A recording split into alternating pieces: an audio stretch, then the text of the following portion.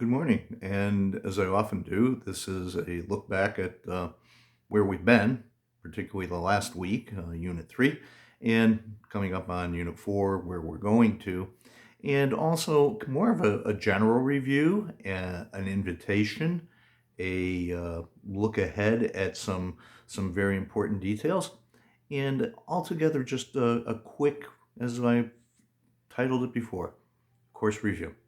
Okay, so last week, what did we look at? We looked at some of the legal structures.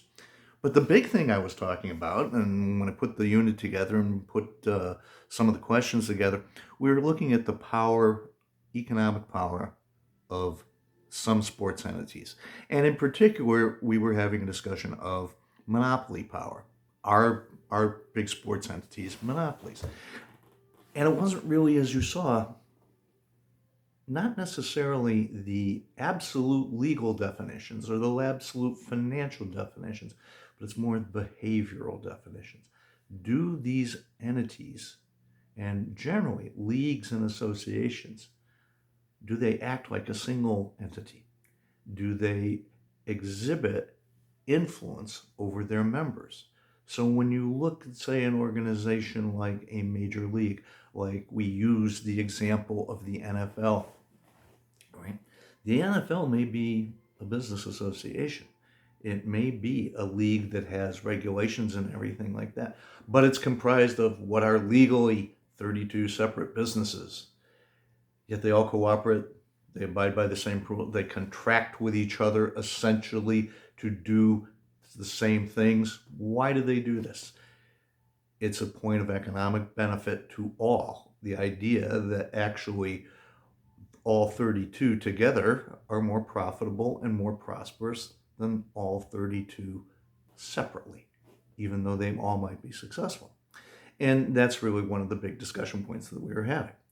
So I do appreciate that a lot of people were able. A lot of people, there's only a few of us, but we were able to keep that discussion up on that level. And as you can see, right from the beginning, from week one now through week three, what have we been able to do? We're really starting to look at this idea of value creation.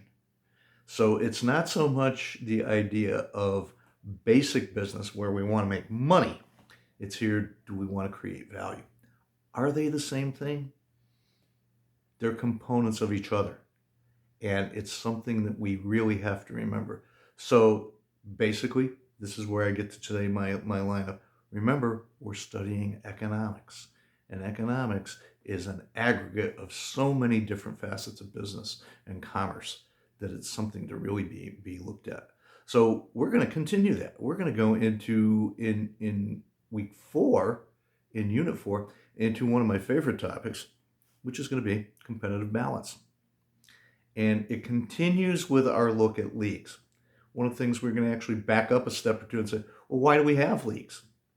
We're going to look at things that are all kind of jumbled together right now because of the compressed schedules that a lot of sports leagues are still following because of the pandemic, where things are still jammed together and everything.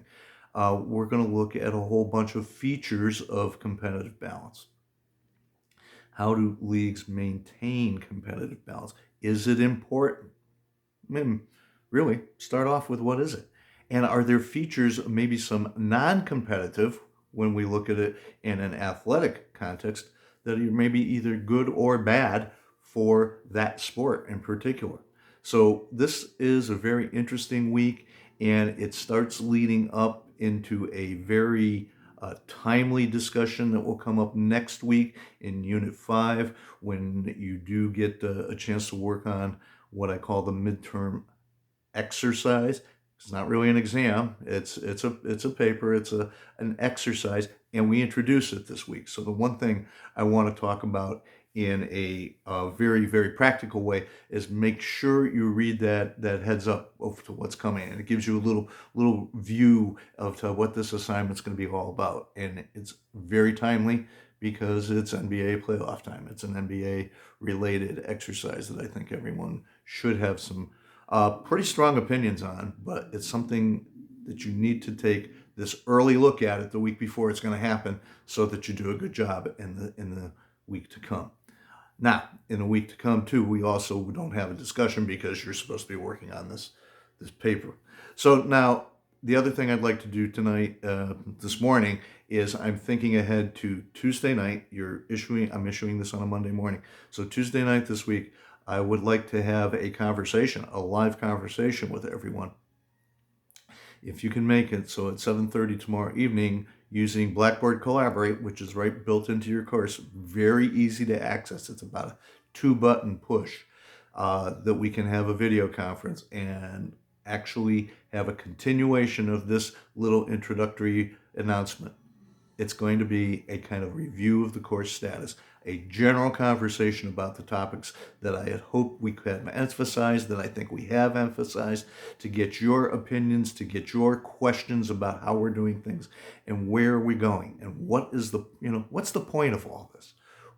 What is the need to understand certain things versus some certain things that, well, maybe just aren't quite what they appear to be?